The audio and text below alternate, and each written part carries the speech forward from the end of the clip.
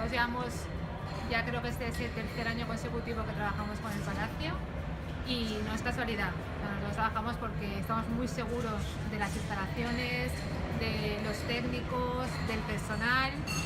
Nos gusta mucho también las facilidades que nos ponen con el catering, con todo el personal cuando necesitamos algo extra, y la verdad es que nos sentimos muy cómodos y tiene unas instalaciones alrededor también que son muy cómodas para utilizar para gente que viene de fuera. Exacto, la ubicación es excepcional, con servicios de hoteles, de fácil acceso. Yo creo que tenemos que resaltar la mejora que habéis hecho en medios audiovisuales, que es brutal y que facilita mucho el desarrollo de una convención del tipo de las que hacemos nosotros, y hay que ponerlo mucho en valor, porque normalmente es una de las cosas que más fallan cuando vas a organizar un acto. Es todo el tema de audiovisuales. Parece una tontería, pero no lo es.